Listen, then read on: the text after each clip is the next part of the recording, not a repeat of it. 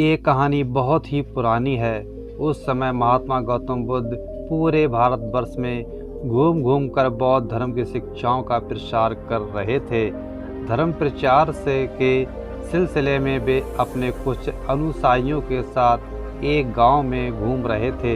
काफ़ी देर तक भ्रमण करते रहने से उन्हें बहुत प्यास लग गई थी। प्यास बढ़ता देख उन्होंने एक शिष्य को पास के गांव से पानी लाने के लिए कहा। शिष्य जब गांव में पहुंचा तो उसने देखा कि वहां एक छोटी सी नदी बह रही है, जिसमें काफ़ी लोग अपने वस्त्र साफ कर रहे थे और कई अपने गांव को गायों को नहला रहे थे। इस कारण नदी का पानी काफ़ी गंदा हो गया था। शिष्य को नदी के पानी का ये हाल देख लगा कि गुरुजी के लिए यह गंदा पानी ले जाना उचित नहीं होगा। इस तरह वह बिना पानी के ही वापस आ गया। लेकिन इधर गुरुजी का तो प्यास से गला सूख जा रहा था, इसलिए पुनः उन्होंने पानी लाने के लिए दूसरे शिष्य को भेजा। इस बार वह शिष्य उनके लिए मटके में पानी भर कर लाया। यह देख महात्मा बुद्ध थोड़ा आश्चर्यचकित हुए। उन्होंने शिष्य से पूछा, गांव में बहने वाली नदी का पानी तो गंदा था, फिर ये पानी कहाँ से लाए? शिष्य बोला, हाँ गुरुजी, उस नदी का जल सही में बहुत गंदा था, परंतु जब सभी अपना कार्य खत्म करके चले गए तब मैंने कुछ देर वहाँ ठहर कर पानी में मिली मिट्टी के नदी के तल में बैठने का इंतज़ार किया।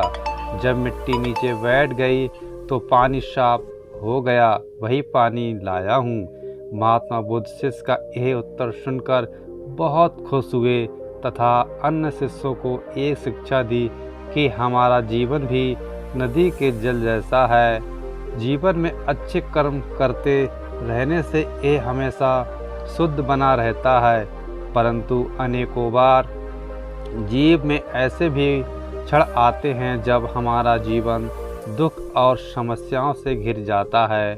ऐसी अवस्था में जीवन समान यह पानी भी गंदा लगने लगता है। मित्रों, इसलिए हमें जीवन में दुख और बुराइयों को देखकर अपना साहस नहीं खोना चाहिए और धैर्य रखना चाहिए।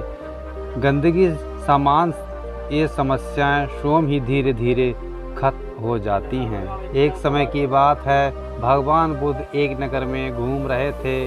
उस नगर के आम नागरिकों के मन में बुद्ध के विरोधियों ने यह बात बैठा दी थी कि वह एक ढोंगी हैं और हमारे धर्म को भ्रष्ट कर रहा है। इस वजह से वहाँ के लोग उन्हें अपना दुश्मन मानते थे। जब नगर के लोगों ने बुद्ध को देखा तो उन्हें भला बुरा कहने लगे और बद्दुआएं देने लगे। गौतम बुद्ध नगर के लोगों की उलाहने शांति से बिना बोले सुनते रहे, लेकिन जब नगर के लोग उन्हें बोलते बोलते थक गए तो महात्मा बुद्ध बोले, क्षमा चाहता हूँ, लेकिन अगर आप लोगों की बातें खत्म हो गई हैं तो मैं यहाँ जाऊँ। भगवान बुद्ध की यह बात सुन वहाँ के लोग बड़े आश्चर्यचकित हुए। वहीं खड़ा एक आदमी बोला, ओ भाई, हम तुम्हारा गुणगान नहीं कर रहे हैं, हम तो तुम्हें गालियाँ दे रहे हैं, क्या इसका तुम पर कोई असर नहीं होता?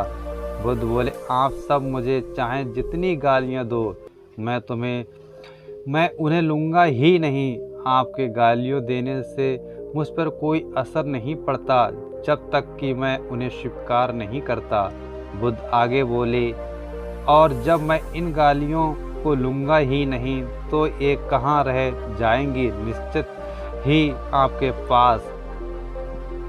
मित्रों, बुद्ध के जीवन का ये छोटा सा प्रसंग हमारे जीवन में एक नया परिवर्तन ला सकता है, क्योंकि बहुत से लोग अपने दुखों का कारण दूसरों को मानते हैं, जो कि अच्छी बात नहीं है। ऐसा कर हम स्वयं के लिए गड्ढा खोद रहे होते हैं। ये सब हम पर निर्भर है कि हम लोगों के नेगेटिव बातों को कैसे लेते हैं, उन्हें स्वीकार कर रहे हैं या नकार रहे हैं। एक समय की बात है, भगवान गौतम बुद्ध एक गांव में धर्म सभा को संबोधित कर रहे थे। लोग अपनी विभिन्न परेशानियों को लेकर उनके पास जाते और उसका हल लेकर खुशी खुशी वहां से लौटते। उसी गांव के सड़क के किनारे एक गरीब व्यक्ति बैठा रहता था। महात्मा बुद्ध के उपदेश शिविर में आने जाने वाले लोगों को बड़े ध्यान से देखता।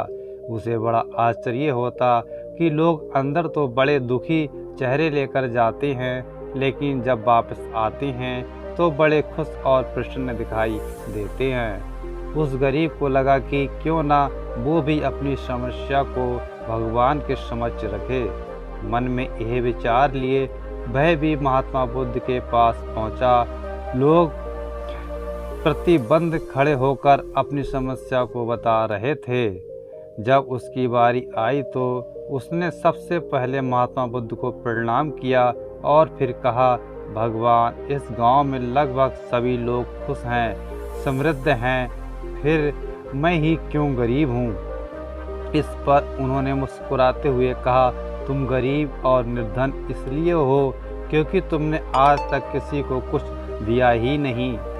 इस पर वह गरीब व्यक्ति बड़ा आश्चर्यचकित हुआ और बोला, भगवान, मेरे पास भला दूसरे को देने के लिए क्या होगा। मेरा तो स्वयं का गुजारा बहुत मुश्किल से हो पाता है। लोगों से भीख मांगकर अपना पेट भरता हूँ। भगवान बुद्ध कुछ देर शांत रहे, फिर बोले, तुम बड़े अज्ञानी हो।